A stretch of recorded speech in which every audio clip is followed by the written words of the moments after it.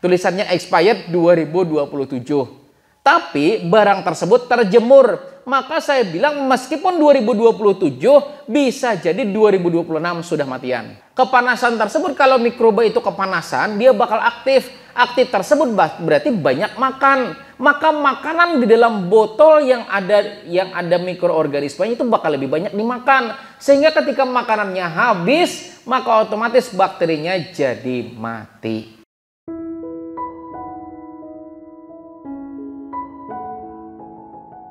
Jadi mikroorganisme, ya, jadi singkatan dari mikro dan juga organisme.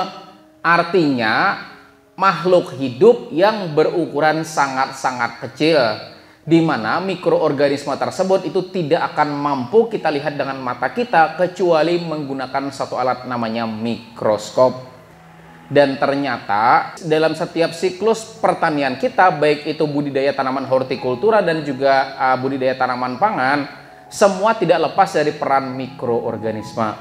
Nah, lalu apa saja sebetulnya peran dari mikroorganisme terhadap proses budidaya tanaman?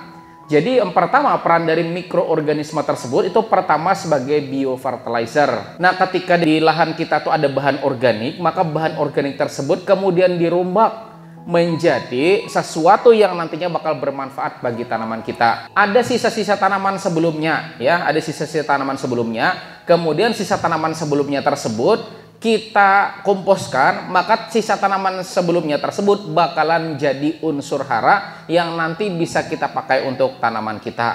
Dan ternyata selain dari peran sebagai biofertilizer atau penyubur tanaman kita, perannya juga sebagai biostimulan.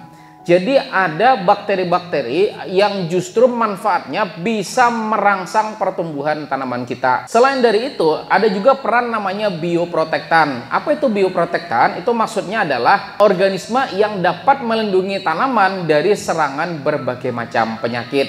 Sebagai contoh, pohon bambu. Anda tidak pernah lihat di sini pohon bambu terserang penyakit? Tidak ada. Kenapa kok pohon bambu tidak diserang penyakit? Karena sebetulnya di bagian perakaran akar bambu tersebut ada bakteri namanya bakteri rhizosfer, di mana bakteri tersebut sebetulnya yang dapat melindungi bambu agar tidak terserang penyakit. Konsepnya tuh sebetulnya ketika ada satu tanaman, gitu kan, satu tanaman tidak diserang sama penyakit, berarti ada yang menolong tanaman itu sehingga tidak diserang oleh penyakit. Karena pada dasarnya semua penyakit itu pasti menyerang tanaman. Cuman karena dihalangi. Misalnya nih ada orang, wah aku mau menyerang ke desa sebelah aja kan, mau nyerang, kemudian ada tutuhaannya, orang kan, oh jangan, ke sebelah tidak, enggak, karena dihalangi. Kalau bakteri patogen atau bakteri yang mau menyerang atau bakteri penyebab penyakit mau menyerang tanaman budidaya, tetapi ada yang menghalangi, maka otomatis penyakit tersebut tidak jadi menyerang tanaman budidaya kita. Konsepnya itu mengambil bakteri-bakteri pada tanaman yang tidak terserang penyakit supaya bakteri tersebut juga dapat melindungi tanaman budidaya kita supaya tidak terserang penyakit juga. Bahkan begini, di daerah Jawa sana itu ada orang yang waktu itu ditugaskan di daerah lahan 1 juta hektar di Kalteng, ada kan? Di situ kan lahannya gambut nih, ya tidak? Cuman waktu itu dia jalan-jalan begitu, ternyata ada tanaman yang justru tumbuh dengan normal di lahan yang tidak seharusnya. Tumbuhnya normal, produksinya bagus, padahal lahannya nggak bagus, lahannya nggak bener begitu kan. Dia mulai penasaran apa yang menyebabkan tanaman itu kok bisa tumbuh. Ternyata setelah diambil sampelnya kemudian dibawa ke sebuah laboratorium, ditemukan ternyata di bagian perakaran tersebut ada sekumpulan mikroorganisme yang melindungi tanaman tersebut dari serangan lingkungan yang tidak mendukung. Maka kemudian dia ambil, diperbanyak, sehingga perbanyakan tersebut itu dapat dimanfaatkan di dunia pertanian.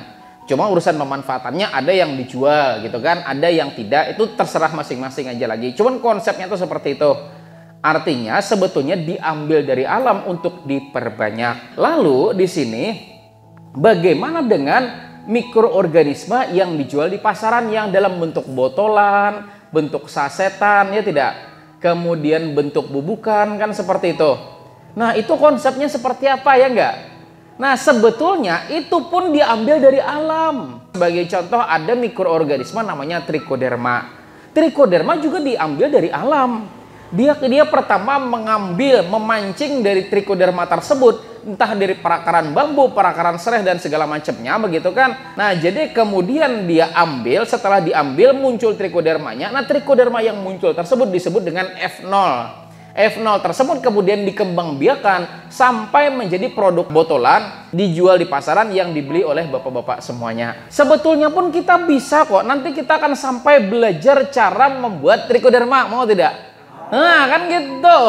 Artinya kalau di sini nanti bapak-bapak semuanya sudah belajar cara membuat trichoderma, akhirnya pian kada perlu lagi beli trichoderma dengan standar yang setara dengan buatan laboratorium.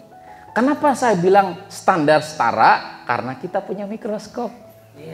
Kan begitu. Kalau belum standar kita perbanyak lagi, kan begitu. Enaknya begitu gitu loh. Kalau di laboratorium kan dia enak gitu kan, ketika perbanyakannya kurang nih, perbanyak lagi. Kalau kita punya mikroskop di sini, jadi kalau kurang banyak perbanyak lagi. Jadi nanti sama-sama kita setelah bulan puasa, nah kita akan praktek mengisolasi trichoderma.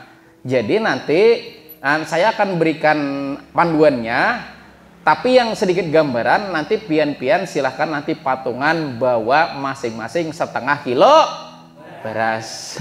Nah, kembali soal agen hayati. Jadi pada dasarnya apa yang dijual di pasar, apa yang dijual di toko-toko itu sebetulnya diambil dari alam juga, yang kemudian dimurnikan di dalam laboratorium, yang kemudian diperbanyak dan dijual kepada Anda semua. Baru nanti setelah dikembangkan, setelah dijual, baru itu nanti digunakan sebagai bahan untuk tanda kutip memproteksi atau melindungi tanaman kita.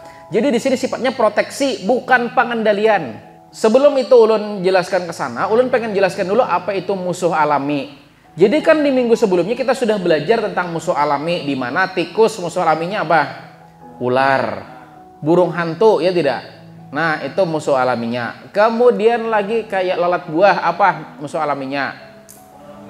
Iya, semut merah, kararangga habang ngojar kita. Kemudian wereng, apa musuh alaminya wereng? Itu jenis laba-laba. Jadi semua itu ada musuh alaminya. Semua itu pasti ada musuh alaminya. Nah, termasuk juga hama. Jadi jenis-jenis serangga itu ada musuh-musuh alaminya. Ada misalnya jenis wereng, jenis penggerek, itu musuh alaminya namanya Biopheria bassiana, di mana Biopheria tersebut itu bisa mematikan hama tanaman. Kemudian Anthracnosa, kemudian Fusarium, itu musuh alaminya namanya Gliocladium. Makanya ada produk namanya Glio. Kemudian Trichoderma juga musuh alami dari Fusarium. Itu sebetulnya musuh alami, di mana musuh alami ini memang orang atau mikroba yang memangsa hama atau penyakit tanaman budidaya. Nah, kemudian Trichoderma dia memangsa Fusarium juga. Cuman ya prinsip yang kita perlu pahami di sini yang banyak banget orang salah totalnya adalah di mana kita mengharapkan Gliocladium atau Trichoderma tersebut mampu melawan tanaman yang sudah terserang penyakit dalam porsi yang besar. Jadi logikanya seperti ini. Ketika populasi penyakit sudah ada miliaran, kemudian kita baru mengaplikasikan Trichoderma yang masih kapasitasnya masih jutaan melawan miliaran, kira-kira yang mana yang menang? Menang yang miliaran. Karena kita melihat kan waktu yang saya bawa mikroskop waktu itu kan cuman setetes. Setelah kita masukkan ke mikroskop ternyata ada banyak banget, bahkan jutaan bakteri, jutaan jamur dari satu tetes. Bayangkan kalau itu sudah menyebar di lahan pertanian kita, ya nggak mungkin, susah mengendalikannya kalau kita cuma mengandalkan agen hayati biasa. Nah, maka dari itu target kita di sini adalah aplikasinya itu memang harus sebelum terjadi serangan. Nah, supaya apa? Supaya populasi dari agen hayati atau bakteri baik di sini itu setara atau bahkan lebih banyak daripada penyakit yang menyerang tanaman budidaya tersebut. Lalu bagaimana sih kira-kira proses-prosesnya ya, tidak tahapan-tahapannya. Jadi kita perlu memahami dulu kesalahan fatal ya, kesalahan fatalnya. Jadi jangan sampai mengaplikasikan dari mengaplikasikan dari bioaktivator atau mengaplikasikan dari yang botolan tadi, agen hayati botolan tadi, ketika kita aplikasikan itu jangan berharap bisa mengendalikan, karena sifatnya adalah proteksi. Karena semua agen hayati itu proteksi, bukan kurasi. Kan protektif sama kuratif. Kan kita minggu kemarin belajar itu kan, kuratif sama protektif. Jadi kalau yang namanya mikroba hayati itu sifatnya protektif, artinya melindungi, maka aplikasinya itu harus jauh-jauh hari. Kemudian juga jangan menggunakan dosis kecil, karena kalau kita dosisnya terlalu kecil, otomatis populasi yang kita tembakkan ke lahan pertanian kita juga sedikit. Jadi kita sebanyak-banyaknya boleh. Overdosis tidak tanaman kita? Tidak. Semakin banyak semakin bagus. Cuman yang jadi masalah kalau semakin banyak yang kita aplikasikan, banyak juga kita menukar. Maka dari itu nanti akan saya ajarkan gimana caranya supaya bikin sendiri. Karena kalau sudah semuanya bikin sendiri, itu Anda mengaplikasikan sebanyak apapun nggak jadi masalah karena Anda sudah memilikinya. Saya akan bagikan kok ke teman-teman semuanya, bapak-bapak semuanya di sini, cara mengembangbiakan standar laboratorium juga menggunakan agar-agar dan juga kentang. Jadi trichoderma yang sudah kita ambil di lahan, kemudian kita kembangkan pada media kentang dan juga agar-agar, satu cawan atau satu wadahnya itu nilainya 100 sampai 150 ribu. Makanya kalau sekali Anda dapat di lahan, mendapatkan segini aja, sekecil ini trichoderma, kumpulan trichoderma mendapat sekecil ini, itu Anda bisa menghasilkan ratusan cawan atau ratusan wadah, di mana satu wadahnya harganya 150 ribu. Kali 100 berapa? 15 juta. Kemudian juga lagi kesalahan yang selanjutnya, terkadang kita membuat perbanyakan dari agen hayati tersebut menggunakan air yang ada klorinnya. Apa itu air yang ada klorinnya? Biasanya airnya namanya air PDAM. Jadi kalau memang mau perbanyakan jangan pakai air PDAM. Air sumur boleh tidak? Boleh. Air sungai boleh tidak? Boleh. Air hujan boleh tidak? Boleh, silakan. Yang selanjutnya, terkadang setelah kita membuat entah itu dalam bentuk botolan, misal IM4, kemudian AM21, Anfus dan sebagainya, penyimpanan yang salah itu juga berpengaruh pada masa kadaluarsa. Jadi bakteri itu kalau kena panas dia aktif, tapi kalau kena dingin dia tidak aktif. Jadi artinya kalau ada IM4 Anda jemur, kalau tulisannya expired 2027. Tapi barang tersebut terjemur. Maka saya bilang meskipun 2027 bisa jadi 2026 sudah matian. Iya, karena kepanasan. Kepanasan tersebut bukan dia kepanasan kayak kita bepaluhan, enggak. Kepanasan tersebut kalau mikroba itu kepanasan, dia bakal aktif. Aktif tersebut berarti banyak makan. Maka makanan di dalam botol yang ada mikroorganismenya itu bakal lebih banyak dimakan. Sehingga ketika makanannya habis, maka otomatis bakterinya jadi mati. Jadi setelah ini pian-pian silahkan diperhatikan Anda beli bioaktivatornya tuh di mana, orang naruhnya di mana. Kalau orang naruhnya di depan toko yang tokonya tersebut terjemur atau terkena sinar matahari, sebaiknya pindah. Kemudian lagi juga yang kita salah juga, kita pengen ya mengaplikasikan bakteri ke lahan pertanian kita, tapi ternyata bahan organiknya kurang. Nah itu juga jadi masalah, karena yang namanya sifat bakteri itu merombak bahan organik. Jadi kalau tempat kita itu nggak ada bahan organiknya, nggak ada jerami-jeraminya kah, misalnya nggak ada dedaunan kah, nggak ada serasa dan sebagainya, maka sia-sia juga. Karena yang namanya mikroorganisme itu wajib ada bahan organik. Lalu mungkin pian bertanya, lah kalau misalnya di tempat saya memang tidak ada pakai pupuk dasar, pupuk kandang, terus gimana ngakalin bahan organik? Ya tidak.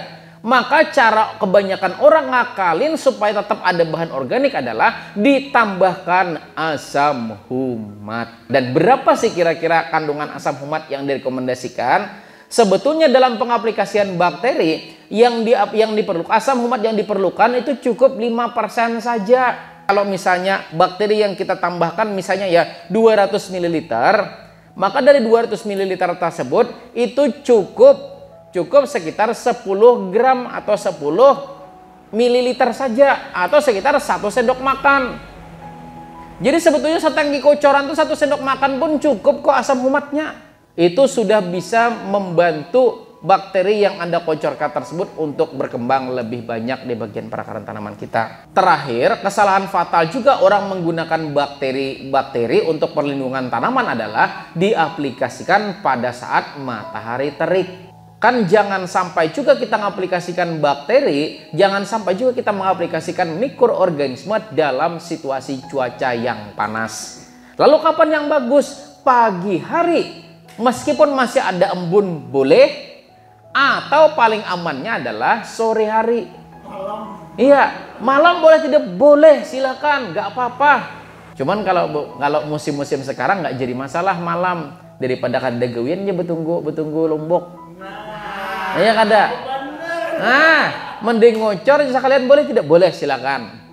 Anda ngocor bakteri malam hari boleh, silakan, daripada kada gawian aja betunggu kapal hirang. Nah, yang masih dalam bentuk botolan, kan ada tuh EM4, M21, dan lain sebagainya. Yang masih dalam bentuk botolan itu adalah mikroba yang memang sengaja dinonaktifkan sementara. Tujuannya apa? Supaya makannya kurang. Kalau makannya banyak, otomatis ketersediaan makanan dalam botol itu habis. Sehingga ketika masa expirednya 3 tahun, belum sampai 3 tahun sudah habis. Jadi bapak-bapak semuanya di sini, kalau Anda membeli yang masih dalam bentuk kemasan, baik itu kemasan botol atau kemasan bubuk atau kemasan granul, sebaiknya dilakukan aktivasi terlebih dahulu atau dibangunkan. Nah, bagaimana cara mengaktifasi atau membangunkannya? Ya tidak. Nah, jadi cara membangunkannya itu harus mengikuti rumusnya. Jadi rumusnya itu adalah 1, 1 dan juga 18. Jadi satu bagian di sini adalah mikrobanya. Jadi mikroba botolan atau mikroba sasetannya. Kemudian satu bagian lagi adalah gula. Terserah mau gula apa. Mau gula putih boleh tidak? Boleh. Gula merah boleh tidak? Boleh. Kemudian pakai air tebu boleh tidak? Boleh. Silakan, nggak jadi masalah. Jadi yang penting itu gula. Jadi satu bagian adalah bioaktivatornya, kemudian satu bagian itu adalah gulanya. Kemudian satu bagian yang selanjutnya adalah sumber karbohidratnya. Jadi satu. Satu bagian adalah bakterinya, satu bagian adalah gulanya, satu bagian ini adalah sumber karbohidratnya, dan sumber karbohidrat itu boleh dari sumber apapun. Misal Anda punya nasi, pakai. Anda punya kentang, pakai. Anda punya gumbili, jangan. Kalau mamanya hendak menjerang. Kalau jagung gimana? Boleh, silakan. Kalau kada tak pakai, takutnya orang hendak menyayur, diambil. Nah, mana jagung kok? Ya, ada. Kalau jagung lalakian beda apa ya kada? Jadi satu bagian sumber karbohidratnya ini wajib dimasak. Jadi kalau Anda mau pakai sumbernya beras, karbohidratnya beras, wajib jadi nasi. Kalau mau ngambil sumber karbohidratnya dari jagung, wajib direbus dulu. Nah, baru kalau sudah satu, baru yang terakhir adalah 18 bagian ini air. Jadi kalau kita ada satu botol bakteri, ada satu botol mikroorganisme, maka kita perlu gula berapa? 1 kilo. Kemudian kalau kita mau pakai beras, ya kan, sebagai sumber karbohidratnya, berapa berasnya? 1 kilo. Cuman sumber karbohidrat ini itu sifatnya namanya bahan organik. Jadi kalau kebanyakan nggak jadi masalah. Dan baru yang terakhir di sini adalah 18 bagiannya air. Jadi kalau 1 kilo bakterinya atau 1 liter bakterinya ditambahkan dengan gula 1 kilo, kemudian ditambahkan dengan sumber karbohidratnya 1 kilo, baru ditambahkan airnya sebanyak 18 liter. Sudah. Dan cara membuatnya gitu kan, semua bahan ini di blender dulu. Jadi kayak gula dan juga sumber karbohidrat yang sudah dimasak, silahkan Anda blender dari menggunakan air yang dapat 18 liter tadi. Ya, nah 18 liter, plak 18 liter. Maka setelah Anda blender, Anda blender ngong ya tidak di blender. Maka setelah selesai di blender, maka kemudian baru silahkan ditambahkan dengan mikrobanya tadi. Setelah Anda tambahkan mikrobanya, baru tambahkan air sisa. Setelah itu silakan tutup menggunakan penutup wadahnya dan diamkan selama 5 hari. Maka setelah 5 hari itu pasti muncul buih. Dan ketika muncul buih-buih tersebut pertanda mereka sudah siap berperang.